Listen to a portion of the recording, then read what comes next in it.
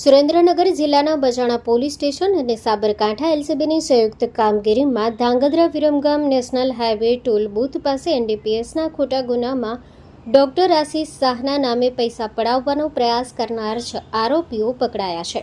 ગુનામાં વપરાયેલ મુદ્દામાલ તેમજ વાહનોની કિંમત અંદાજે ₹10 લાખ જેટલી છે. ગત તારીખ 11/3/2026ના રોજ સવારના 7:30 બજાણા ટોલ બૂથ નજીક આ બનાવ બન્યો હતો.